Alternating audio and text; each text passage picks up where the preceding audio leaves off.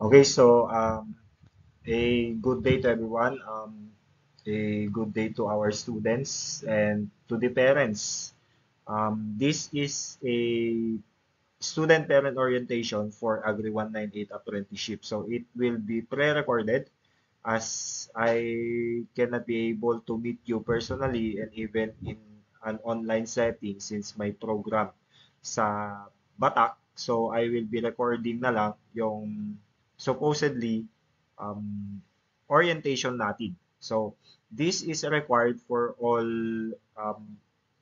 courses that offers apprenticeship or OJT or internship program so that we have or the students as well as the parents have an idea kung ano ba yung pupuntahan nitong mga students natin, ano ba yung itong apprenticeship na ito na sinasabi ng mga anak ninyo na babayaran ng 1,345, pupunta sila dito sa place na to, um, ng 15 days, ng 240 hours. So, ang ating outline for this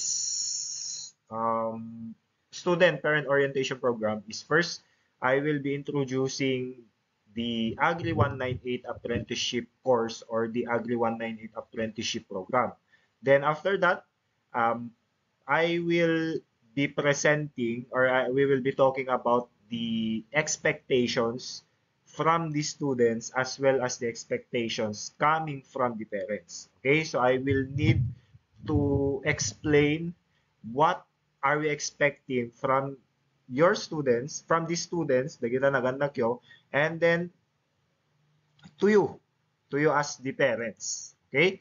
And aside from that, I will also be talking about the roles and responsibilities of MMSU, as well as the roles and responsibilities of the students, the apprentice, as well as the parents. Then, after that, safety regulations. So, we will be talking about mga kailangang i-follow ng mga students natin when it comes to the apprenticeship program, especially those safety and regulations that they need to follow on the agencies that they will go into. Then after that, I will be presenting the learning objectives. So every apprenticeship program or internship program, kailangan merong learning objectives. Wala namang silbi yung pagpunta nila doon sa mga different agencies if they will not learn anything. Then, after that, I will be talking about communication channels. So, it's more for the parents para kayong parang contact sa akin as the apprenticeship coordinator as well as I will be ensuring that I will give regular updates sa inyo when it comes to the well-being as well as the status of the apprentice ng mga anak ninyo. And then, um, aside from that, I will be talking about the evaluation and assessment. So, dito papasok yung ano nga ba yung um, kailangan namin gawin or ano yung mga criteria na titignan namin after ng apprenticeship. Since this apprenticeship program is actually a course or a subject enrolled by the students. So we need to evaluate them and then assess them in order for us to have or in order for us to compute for their grade. And then after I've talked about the evaluation and assessments, then there will be a question and answer session. So, or wala na pala since this is pre-recorded. So, I guess pwede na whatever queries or questions that arises from this parang pre-recorded video on the orientation for the apprenticeship program, pwede naman ninyo akong i-contact since meron naman akong ibibigay na contact details as well as the email and then we can also or you can also message me sa messenger. Okay? So for that, yun na yung question and answer session. You can freely contact me to whatever question. Okay? So that's the outline of the orientation. That will be what I will be talking about. So before we start with the first on the introduction to Agri 198, gusto ko lang ipakita sa inyo kung saan pupunta yung mga anak ninyo, baka iba yung mga sinasabi nilang mga agencies na pupuntahan nila. Okay? So first is Robio Farm. So we actually divided it into two batch. So the first batch, 120 hours, and then the second batch, another 120 hours. So the first batch will start January 22, so that will be next week, and then until February 9. And then the second batch will start February 12 until March 1. So yun yung parang schedule ng mga apprenticeship nila on the agencies that they will go into. So first sa Robio Farm, yung first batch, tatlong BS Agriculture major in animal science students para specifically sina Clemente, Walter, si Manera Jasper, and then Sotelo Mark. So dagiti naganak ni dagito yung nga students, dagiti parents, dagito yung nga students. Please take note kung saan sila pupunta ng first batch. So sina Walter, sina Jasper, at saka si Mark Ronald, sa Robio Farm sila pupunta una. That's again from January 22 to February 9. Okay? And then for the second batch sa Robio Farm, from February 12 to March 1, sina Aliado Charlea, Domingo Jonah, Estrelon Edmarie, and then Ventura Chea. So for the parents of these four BSA major in animal science students, doon sila pupunta for the second agency nila. Okay? That's from February 12 to March 1, 2024. So sa Robio Farm sila. Okay? So please take note doon sa mga parents natin. Then for the Philippine Carabao Center at MMSO, this is at Barangay Tabug, Batac City. So by the way, sa Robio Farm, it is here in Dingras, sa Barangay Guerrero, Dingras. Malapit lang. So for PCC or Philippine Carabao Center, it is at MMSO, particularly at Barangay Tabug. Okay? So that is along the highway. So madali lang mahanap. So for the first batch, nung pupunta sa Philippine Carabao Center, we have Coloma Shin, Domingo Jaime, Sampayan Roslyn, and then Quevedo Jocelyn. So those are the four BSA major in animal science students that will go into PCC for the first batch. And then for the second batch, we have Clemente Walter, Manera Jasper, and then Sotelo Mark. So yun yung pupuntahan nitong mga students na to. So kung makikita sina Walter, sina Jasper, and si Mark Ronald, yung first agency nila is sa Robio Farm, and then yung second agency na pupuntahan nila is sa PCC. Okay, so for the parents, please take note of that. And then for the first batch na pupunta sa PCC, sina Shin, Jaime, Roslyn, at saka si Jocelyn. So please take note of that for the parents of these students. Then for Santo Domingo farmers, actually we have a lot of students going to Santo Domingo kasi it is for the animal science students as well as for the agronomy students. So for the animal science students, yung pupunta doon for first batch is sina Aliado, Domingo, Estrelon, and Ventura.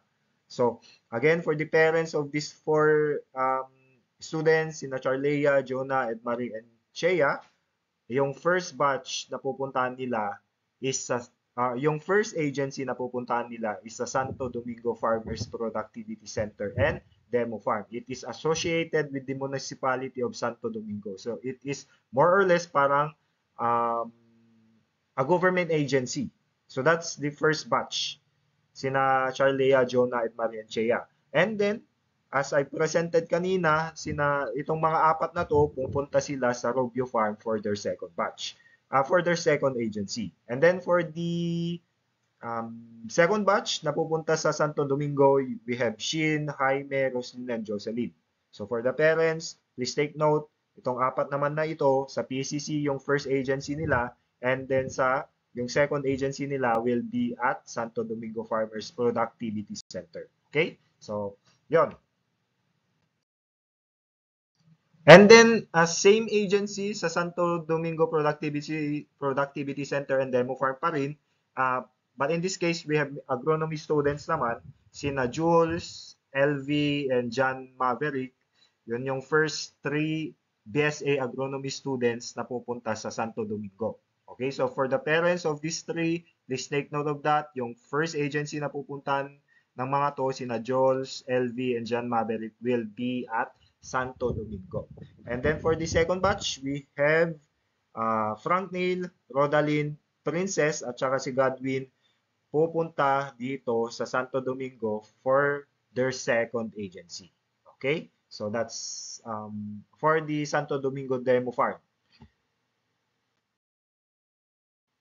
And then for the RB Agritourism and Skills Development Center, that is at Pasukin, Barangay Binsang Pasukin, Ilocos Norte. For the first batch that will be going into the RB Agritourism and Skills Development Center, we have, hindi pala 4 yan, 3 BSA major in agronomy students. We have Austria Mark, si Renalyn Basig, and then si April Jessa Passion. Sila yung pupunta. Sila yung unang group of students that will go into RB Agritourism sa Binsang Pasukin. And then for the second batch, you have Jules, LV, John Maverick. So sila naman yung pupunta doon sa Pasukin for their second agency. So yung first agency nila sa Santo Domingo, and then lilipat sila sa Pasukin for their second agency.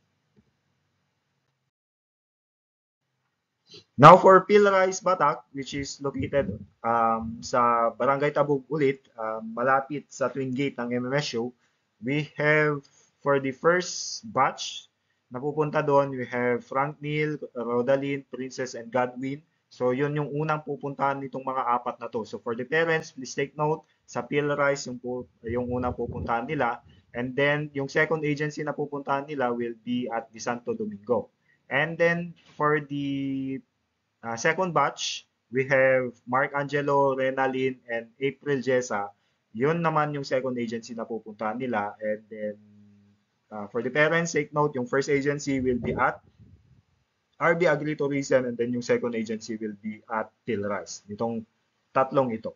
Okay? So those are the agencies na pupuntahan nitong mga agent ng mga students natin. And then those are the students that will be going into those agencies. Specifically mga students that will go into those agencies for the first batch and then for the second batch. Again, for the parents, you can watch this or you can rewind or watch this again para ma-take note ninyo kung saan pupunta yung mga anak ninyo, para alam ninyo kung anong agency yung pupuntahan nilang unang pupuntahan nila and then yung second na pupuntahan nila. Okay? So that's just a quick parang pag-present doon sa mga agencies as well as doon sa mga students na pupunta doon. Okay? So anyway, I will be, if you want, I will be sending the soft copy of this. Parang form ito kasi for the list of HTEs or host training establishments as well as HTIs or yung host training institutions as well as the list of the students. I can send sa mga parents itong soft copy na to. Okay? So with that, let's start with the discussion on the orientation natin. Okay?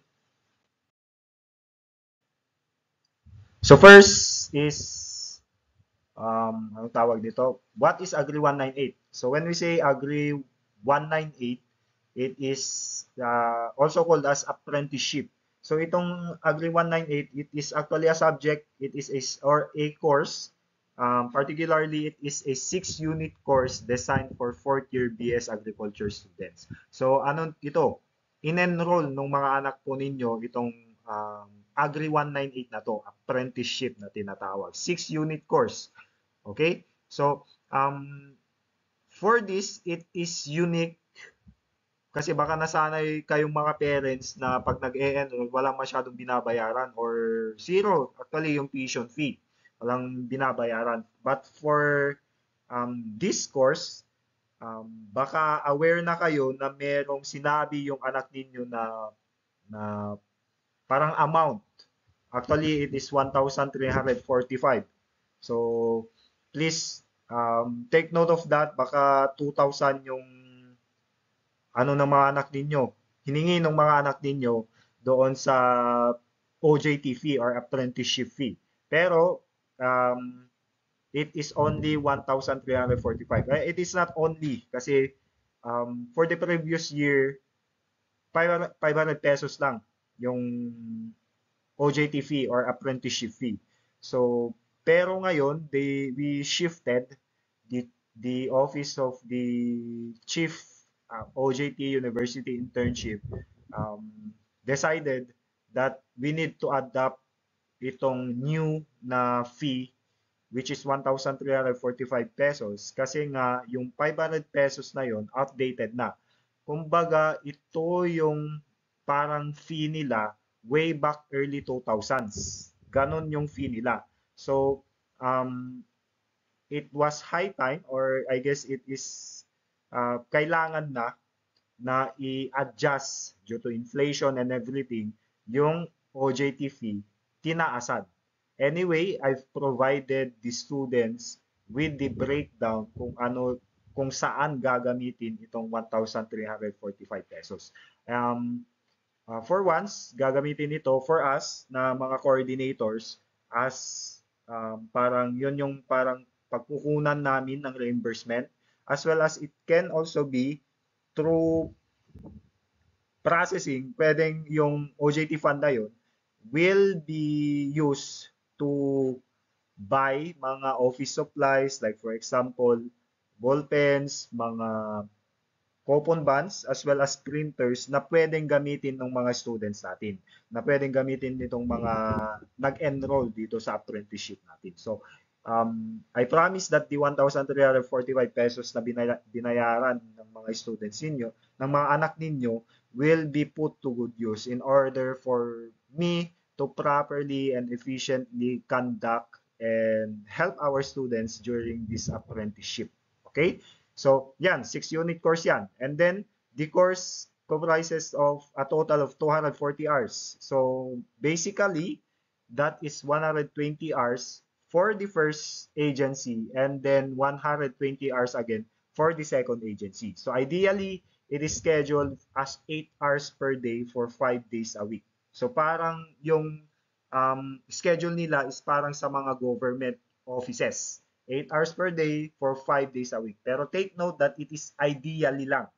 Kumbaga, for the agencies, unique kasi in such a way that the agencies na pupuntahan nila, it is a farm. So, most of it will be a farm. So, they operate in earlier hours or hindi sila sumusunod doon sa 8 hours per day na usually sinusunod ng mga government offices. So, basta they should finish 120 hours for the first agency and then 120 hours for the second agency or a total na 240 hours for the apprenticeship, for the entire duration of the apprenticeship. So, students will be assigned to 2 agencies, dedicating 120 hours to each agency, resulting in a cumulative total of 240 hours for the 2 agencies. Okay? Again, for the parents, take note, 120 hours per agency, yung mga bata.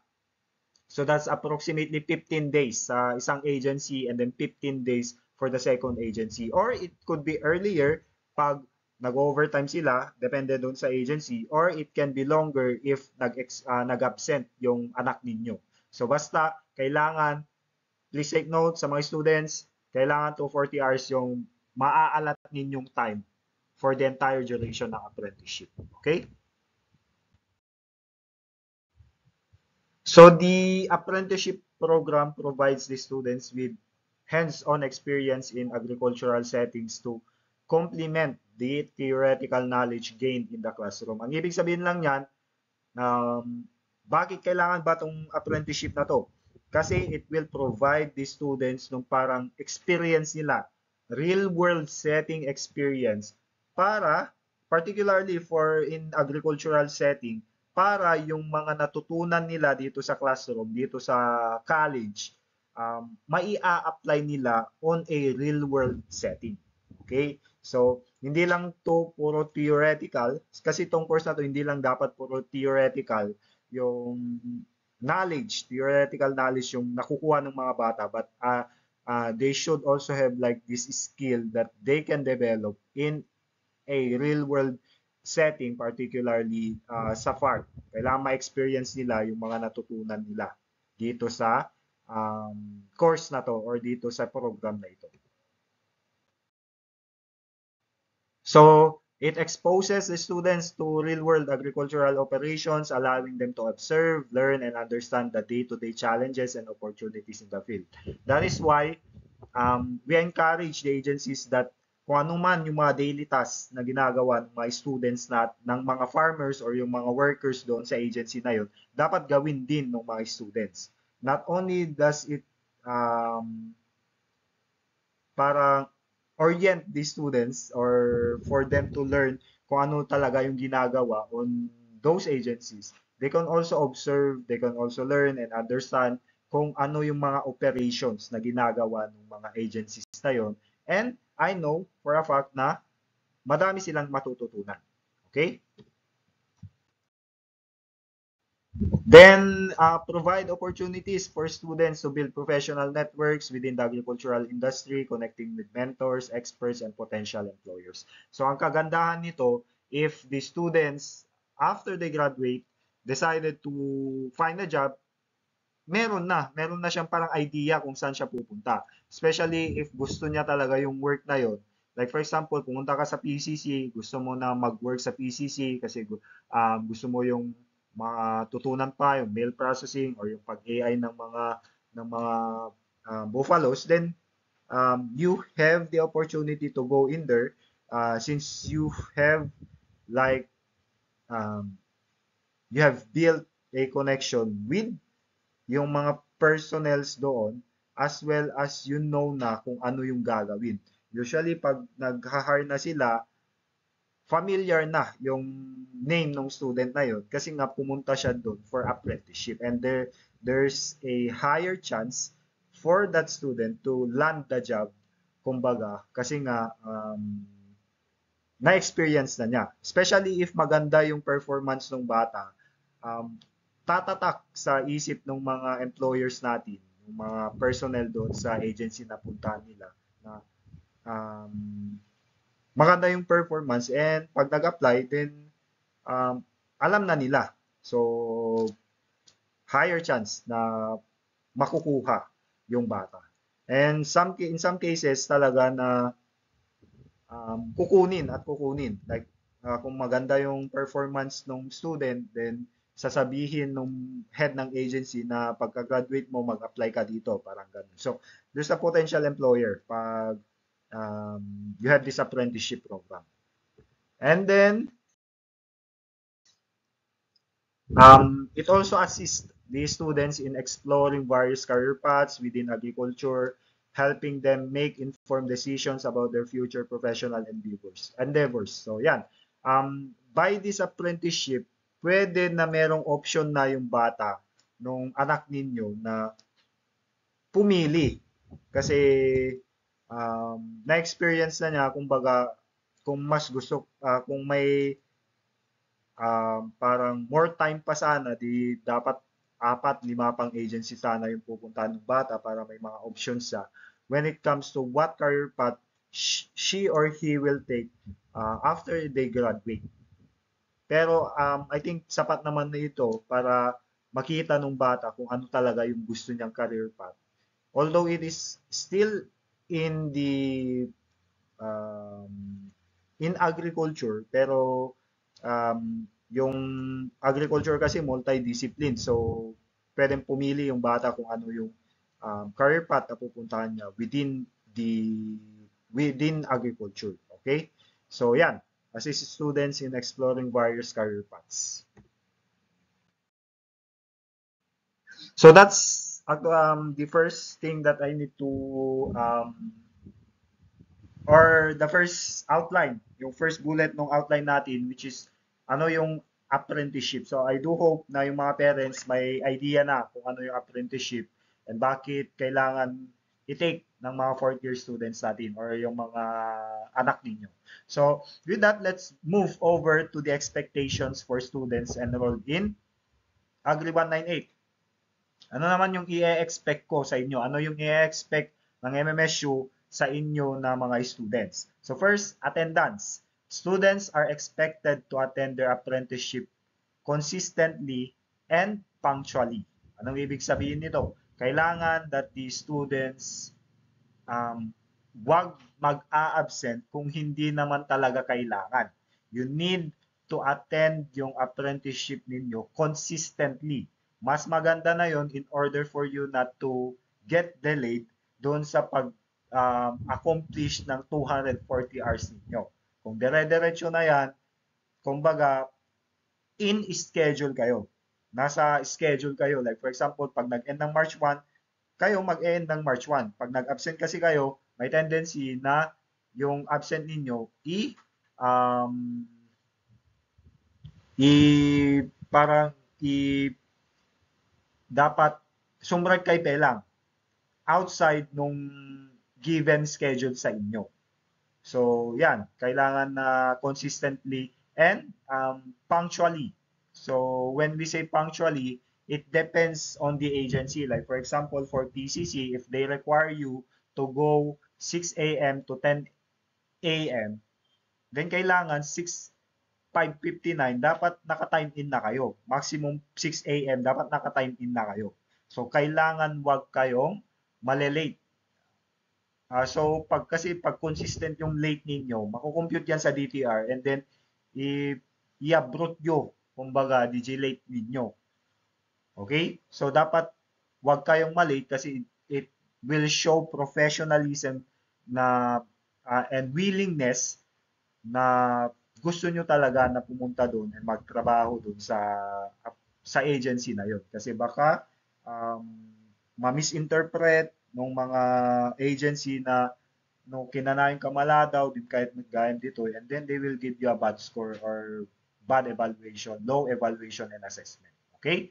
Then students should adhere to the established schedules for the apprenticeship program, including designated start and end times, break periods, and any other specific timing requirements. Ang ibig sabihin lang yan, kayong mga pupunta dun sa mga different agencies na yan, kung ano man yung in-schedule ng agency sa inyo, you should follow. Okay? Especially ano yung time in ninyo, time out, kung anong oras yung break ninyo, and then any other specific timing requirements. Especially sa PCC, kasi if you're working in the barn, doon sa parang um, barn ng mga animals, kailangan maaga talaga kayo, mga 6 a.m. Ano? Okay? So yan, attendance, kailangan pumasok na maaga, kailangan consistent yung pagpasok, and then sana walang a-absent sa inyo. Okay? So that's for the attendance. So in a event naman that unavoidable yung absences or there's an emergency, then students are expected to promptly communicate with the apprenticeship coordinator, ako yon, or yung supervisor ninyo doon sa agency. Providing that you are given, that you provide them with a valid reason, that you provide me with a valid reason for your absence. And if possible, advance notice. So, meron ng mga students na may advance notice na, actually, na naki-schedule na mag-absent sila ng ganitong date. So, I know it is a valid reason naman yung sinabi nila. So, kumbaga, if you plan to absent because of unavoidable reasons or emergencies, unavoidable reasons, then you should contact me as well as your supervisor. You should inform muna yung mga student, yung mga supervisors and coordinators ninyo na mag-a-absent kayo. Kasi baka pupunta kami doon, wala kayo, then magtataka na kami. And then it is also our responsibility kasi, given that we are the one, kami yung coordinator, ako yung teacher ninyo, then in a way, I am still responsible. So kailangan alam ko kung saan kayo pumupunta. Pag absent kayo, dapat alam po na nag-absent kayo. Okay? In case of emergency, hindi ka naman mag-ano, for in case of emergency, hindi naman um, ma-inform in advance yung supervisors or yung mga ano natin, yung coordinator. So, I guess on that day na nag-absent kayo, if you have the chance, then kailangan na agad-agad i-inform yung mga supervisor and me as your coordinator. Okay? So that's that. So students and are required to maintain accurate records of their attendance, activities, and accomplishment during apprenticeship. So kailangan yan ha. So mahirap kasi na sabihin per agency or per group, per batch kung ano yung gagawin. Pero for your apprenticeship, you need to take record of everything. When I mean everything, lahat. Yung mga ginagawa ninyo, like for example, this day, nag-inject kayo ng antibiotic. Ano yung in-inject ninyo? Ilang amount yung in-inject ninyo? Anong species ng animal yung in-inject ninyo? Ilan yung animals na in-inject ninyo? Parang ganon. For agronomy, like this day, nag-apply kayo ng fertilizer, kung ano yung fertilizer na yon, kung ano yung area na nag-applyan ninyo ng fertilizer, ano yung crop na yon, anong stage ng crop na yon, mga ganon. Okay? So all of you should take note, maintain an accurate record doon sa mga activities and accomplishments as well as your attendance during the apprenticeship. Kailangan yan. Okay? Hindi pwede na walang record. Bakit? Bakit? I will emphasize yung importance of taking notes and records kasi itong notes and records na ginawa ninyo during the period of your apprenticeship will be the one that you will look into for your terminal report. Kailangan yan sa terminal report ninyo. Ito yung mga records na ginawa ninyo dito sa Agri 198, yung mga records during your time dito sa mga agencies na yun, kakailanganin ninyo yan when making your terminal report. So as much as possible, um, gawin ninyo. Gawin ninyo yung pag-take ng records. Okay? Lahat na. Kung ano man yung ginawa ninyo, yung recommended dyan is from day 1, take note lahat ng mga ginawa. Okay? Ilan? When taking notes, kailangan specific. Okay? Hindi lang yung, January 22, nag-inject kami. Hindi pwede na ganun lang. Okay? January 22, we've injected anong route, intramuscularly, anong animal, mga ganun, and so on and so forth. Your fourth year, you should know kung ano yung mga ire-record. Since most of you have conducted the thesis, all of you have thesis proposals, mga ganun. So, I know you have an idea, a grasp kung ano yung dapat i-record when it comes to these activities, itong mga agricultural activities na to. Okay? Then, students should be aware of the potential consequences of excessive or unexcused absences, which may impact their overall assessments, grades, or successful completion of the apprenticeship program. So, kayong mga students, huwag kayong absent ng absent, especially if it is unexcused. Kasi this will impact yung grades ninyo, yung overall assessment and evaluation ninyo, kasi may ibibigay kaming form sa mga head agencies, sa mga supervisors ninyo. And then pag nakita nila yung pangalan mo, identity absenero, kakunadan, awanan, nababati, grade mo. So for the parents, please also encourage the students. Pag baka mo kasta, handa kahit sumbrek, gabuta masadut na lang. So, ay anak ko, di ka sumbrek, kung masadutak, kung na si anak mo, i-encourage mo basit nga, gaten lata. Okay? Kasi again, this will impact or this will affect your grades. Okay? So yan, that's for the my expectations or the MMSU's expectation when it comes to attendance sa inyong mga students. And then, responsibilities. Ano naman yung mga responsibilities ninyo ng mga students? So first, understand and familiarize themselves with tasks, projects, and any additional duties assigned by the supervisor or apprenticeship coordinator. So, kayong mga students, you need to familiarize yourself with the tasks that you will be doing, as well as yung mga additional duties that you will be doing on that agency. Para naman hindi nakakahiya na, like for example, magtatanong sila, um, hindi mo alam. Although you are there to learn, it is expected that the basic um, knowledge, yung mga basic information about sa agency na yon, sa agriculture, kumbaga, like for example, if you are in PhilRice, then you should know a basic information, basic knowledge on rice. Kung um, paano i-establish yung rice, mga ganun. So, your fourth year, it is expected that you have gained knowledge on this. So, kailangan, I know that you have knowledge on this, but baka nakalimutan lang, then you need to familiarize. Ang ibig sabihin ng mag-review kayo before you go into that agency. I-review yung basit. Nagita amuyo mo ti agency nga papanan yun, amuyo mo ti commodities or ano yung ginagawa nila, may parang um, idea na kayo. So you need to familiarize yourself para naman um, mas smooth kumbaga yung pag-conduct ninyo ng apprenticeship.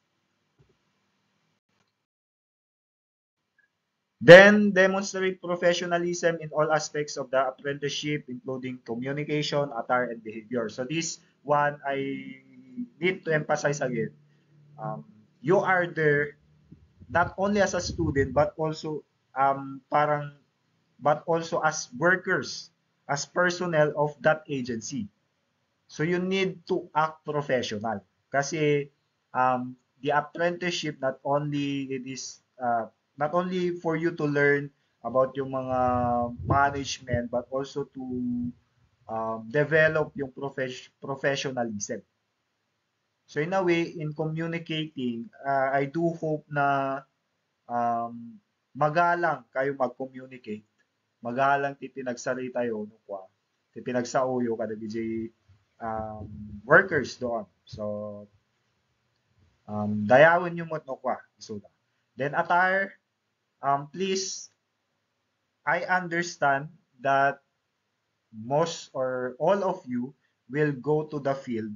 So I understand na um, hindi ko naman i-expect na magsuot kayo ng parang barong Tagalog, magsuot kayo ng suit pupunta doon sa mga agencies na yan. But I do hope that your attire um, decent naman.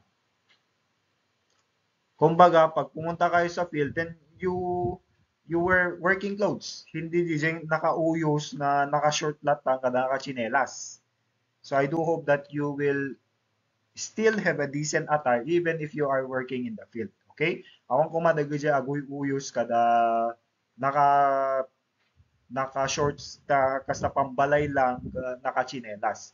So, in a field naman, you wear working clothes, meaning long sleeves, pants, jogging pants, and then uh, mas recommended nga nakabutas kayo. Okay? And then for behavior, I do hope na wala sa inyo yung um, gagawa ng parang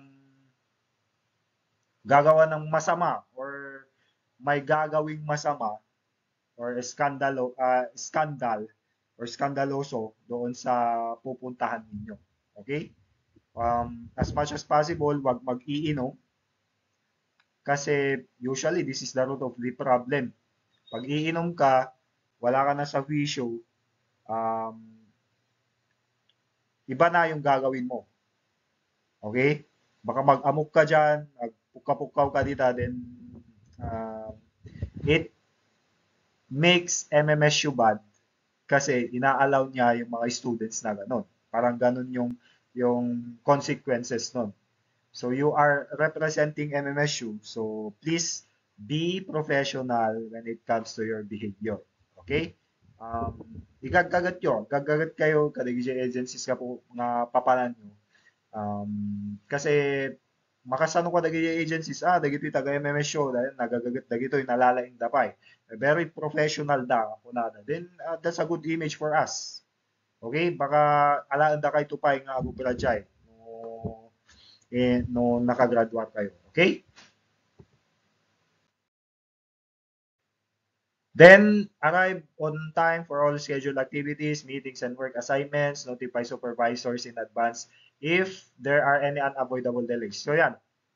Alam na ninyo yan. Kailangan na you arrive on time. Sinabi ko naman doon sa attendance. You should be responsible when it comes to those. Okay? Then, understand and work towards achieving the specified learning objectives and goals set for the apprenticeship program. Seek clarification on any aspects that are unclear. Ang ibig sabihin yan, kung meron kayong task na binigay yung supervisor sa inyo, you need to understand and you need to work together para ma-achieve yung goals and objective for that task. Okay? For an overall for the apprenticeship program. Kung merong hindi naintindihan, it is not bad or it is allowed to seek clarification or question, make questions on any aspects of that task that are unclear or that you are not sure about. Hindi pwede na basta-basta na lang kayong gagawa kung hindi clear, hindi klaro sa inyo, hindi naman kayo sure na yun talaga dapat yung gagawin ninyo for that task. Okay? Mas maganda na magque-question kayo dun sa mga supervisors ninyo na, ay sir, kasi ba't yung muna nga obrain ni? Tumalpas dito sir, ba't isumaro ng obrain ni? Mas maganda na ganun yung gagawin kaysa yung gawa ka ng gawa, mali pala. Okay? So this will be added burden sa inyo. Ulitin ulit yung task na pinagawa sa inyo. Okay?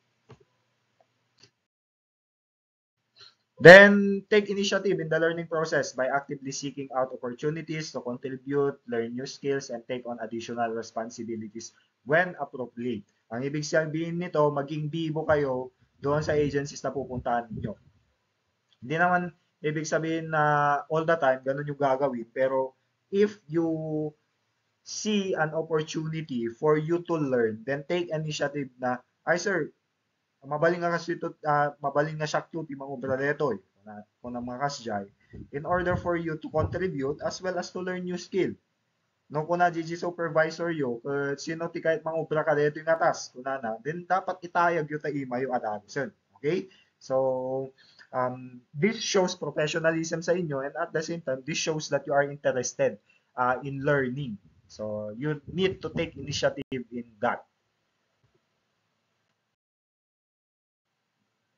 Then, prioritize and adhere to safety protocols and guidelines relevant to the apprenticeship setting. Report any safety concerns promptly to the supervisor. This is one of my concerns, kumbaga, kasi especially since especially agriculture, kasi more often than not, you are outside the offices, you are in the field, so there's a higher chance na may masamang mangyayari sa inyo. Pero hindi ko naman sinasabi, I do hope that all of you throughout the duration of the apprenticeship program will remain safe. Pero in kaso lang, since you are in the field most of the time, talagang mas higher yung chances na that there will be accidents.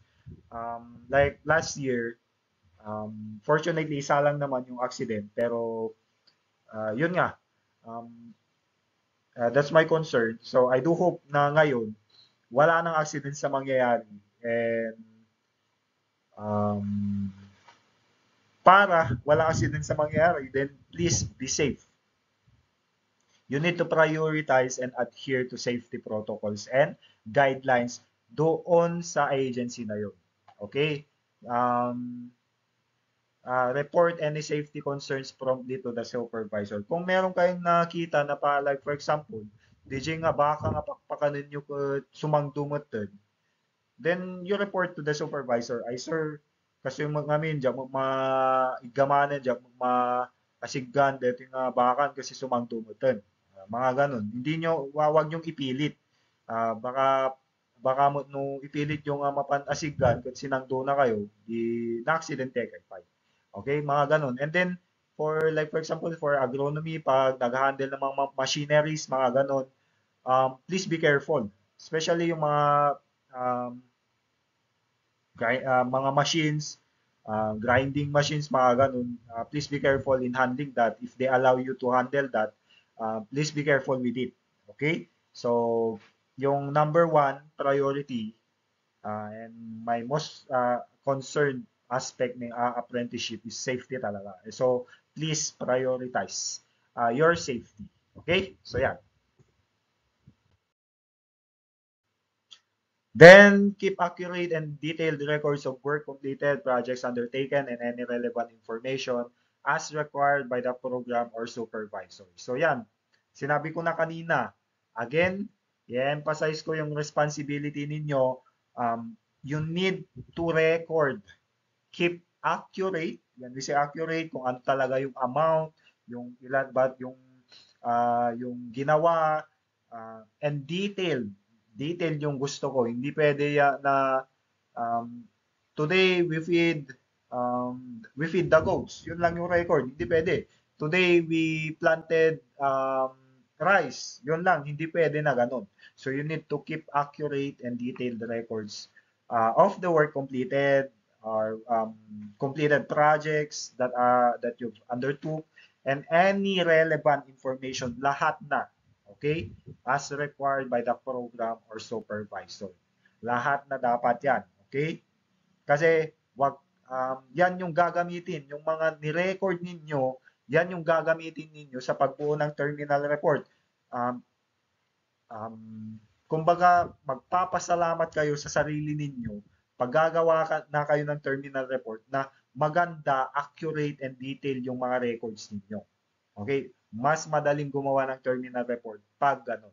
So, that's one of your responsibilities as students enrolled in Agri 198. Okay? So, please take note of that.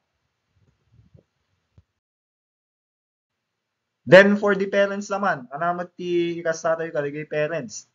So, for the parents, yung roles and responsibilities ninyo, take the time to understand the goals and requirements of the apprenticeship program. Please, this is the advantage of recorded na parang video. You can replay, rewind yung video para you will understand yung goals and requirements sa apprenticeship program. If you want, I can also give you like this overall kung ano yung goals ng university when it comes to these programs, these courses. Okay?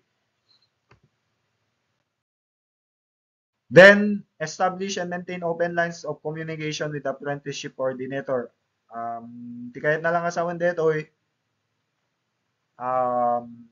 mapalindak na i-message ay Sir Shak the parent ni Kastoy, dito iti number ko, mabalin na i-contact ka dito, mga ganon. Okay? So, yun yung gawin ninyo, kayong mga parents. And dyan, makikita naman yung contact ko. So, that's 091632, hindi pala.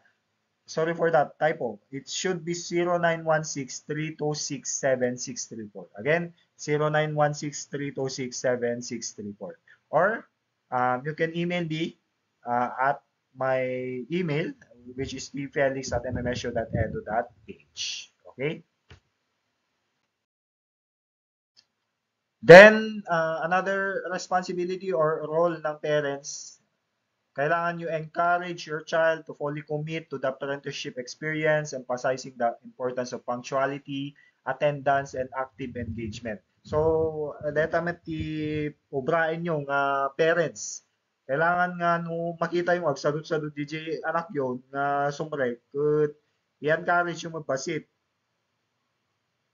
Anak ko, para magti-future mo dito, no, di ka mapanin, baka mabagsak ka pa, kung ako na yun, tatno, mapandijay, anak yon. Basta you encourage them. Mga DJ, and then you should be more understanding. Hindi ko ata nalagay ito, pero you should be more understanding of your um, child or of your sons or daughter. Dapat you should understand na agkapuda iti work. Yun yung dapat maano ninyo. Kas lagom ubra dagiti anak yo. So by the end of the day or by the end of like the week, pag uuwi na sila sa bahay, baka mga pagod na yan. Pagod na yan. So I do hope that you understand them. Mapambaon-baonon man nun, na mapan tumulong kadagitan kasi baka mo nabanugdan. Kung mapan sumuragdan tuman next ti kabigatan nan or next weekend. So please understand them and yun, encourage them to fully commit to this course, to this apprenticeship program. And then provide any necessary financial support for transportation, work-related expenses, or other costs associated with the apprenticeship apprenticeship if applicable. So that's I think your responsibilities naman as parents. Kailangan naman talaga na you provide them with financial support. Kumbaga, these students, although they are of legal age, they are still dependent sa inyo. I know it is hard. I know the parang conditions naman ng mga students, especially pag finances na yung pinag-uusapan. Mahirap talaga. Pero, I do hope that you still provide them. Not if not fully, then kahit man lang parang help when it comes to financial support. So, please take in mind, mga parents, na this will be the last sem ng mga students. Last sem na nila to. So, next sem, by August, graduate na yung mga yan. Okay? So, they will be more independent na when it comes to financial aspect na. Baka kayo pa yung bibigyan ng baon na yan pagka-graduate nila. So, konting push na lang, kumbaga. Konting tulong na lang, kumbaga, makaka-graduate na yung mga anak ninyo. So, please provide them with any necessary financial support. Kasi kailangan yan. Daming magagastos pag apprenticeship na. Especially this sem, madaming magagastos yung mga students for apprenticeship, for manuscript, mga ganyan, for the conduct of their thesis. Pero I think it will all be worth it kasi nga, ano naman, by the end of July, August na, pag August na, ma-march na yan sa Sunken Garden and I know kayong mga parents will be proud doon. So please, as the parents, help them when it comes to finances. Okay? So those are the roles and responsibilities ng mga students as well as for the parents. Now for the learning objectives, I will not cover all of it. I will not go one by one on the learning objectives kasi naisend ko na rin naman sa mga students tong mga to. Pero for animal science students, they will engage in hands-on applications of theoretical knowledge covering yung feeding management ng mga animals, health management ng mga animals, breeding ng mga animals na yun, and then comprehensive management practices for diverse livestock species. Kung ano yung specific ng mga management practices na ginagawa nila doon sa mga different livestock species natin. So yun yung gagawin nila. Engage in hands-on applications. Okay? Of yung mga natutunan nila dito sa feeding, health management, breeding management, mga ganyan. So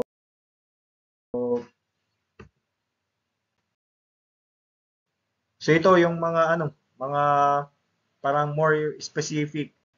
Like for example, implement effective feeding strategies, monitor and manage animal health, demonstrate proficiency in breeding and reproductive management techniques, mga ganyan. Aside from that, pwede rin yung develop and execute comprehensive management plans, implement biosecurity measures, apply ethical and humane practices in handling and caring of animals. Then, they can also learn to evaluate and enhance the living condition ng mga animals, create and implement marketing strategies, and then maintain accurate and organized records. So, yun yung mga I've made this implementation plan as general as possible in order for our agencies to be more flexible.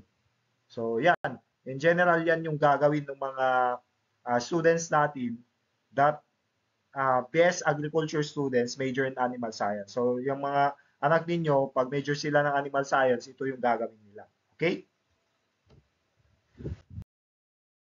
Now, for learning objectives naman ng mga agronomy, ito naman yung learning objectives nila. So, they will immerse themselves in practical application of theoretical knowledge that focus mainly on crop production, soil management, and then sustainable agricultural practices. So, So in general, the goals, deliverables ng activities, first, manage planting, cultivation, and harvesting operations of the different agronomic crops, conduct soil tests to assess fertility and structure, develop and implement IPM strategies, so integrated pest management strategies to control pests and diseases, utilize fertilizers cautiously to enhance crop productivity, plan and implement crop rotation schedules, as well as monitor pest populations, mga ganyan yung gagawin.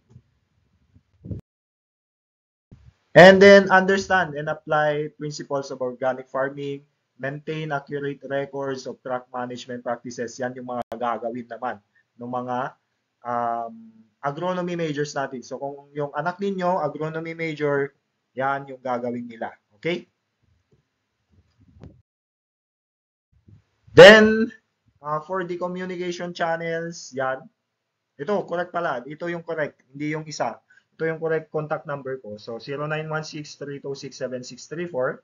You can also contact me at my email. And then, messaging platform, yung Messenger, Facebook, pwede. So, yan yung link. Pwede nyong i-type sa mga browsers ninyo. And then, you can view my profile, message me kung ano man yung gusto nyong i-message. And, yun.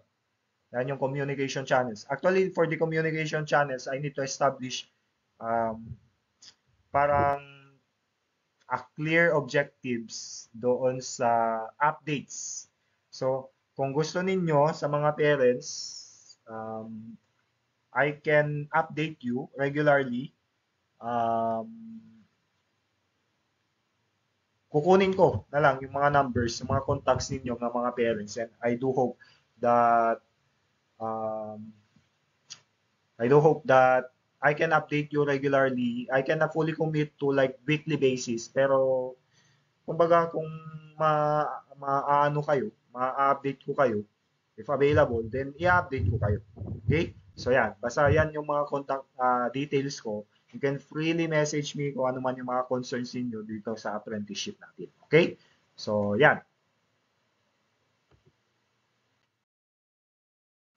And then, evaluation and assessments. So, for the evaluation and assessments, it will be done at the end of the apprenticeship period in each agency. So, kumbaga, pagkatapos nila sa first agency, pupunta naman kami doon. Wala na sila, kumbaga. Wala na yung mga first batch, pero pupunta kami doon. Bibigyan namin ng forms yung mga supervisors para i-evaluate and i-assess yung first batch. Ganon din sa second batch. Okay? So the students will be evaluated based on his or her performance during the apprenticeship, and the students are required to give feedbacks on the experiences that they had during their apprenticeship at the HTIs or HTEs or yung agencies na pinuntahan nila. So yung third bullet actually, yan na yung pag-report ninyo, terminal report ninyo. Okay? So yan yung evaluation and assessments. I will not go into detail kung ano yun. I-discuss ko na lang sa mga supervisors ninyo yung form. Okay? So, So, with that, we go to the last, and I think um, hindi naman ano to, hindi na to possible kasi yung nasa isip ko what I had in mind is it will be an online like for example Google Meeting, a Google Meet kumbaga tapos magtatanong kayo pero yun nga may mga programs kasi that we need to attend. So baka hindi ko kayo ano ma hindi ko kayo ma-meet kahit online man lang. So yan. For the question and answers, I guess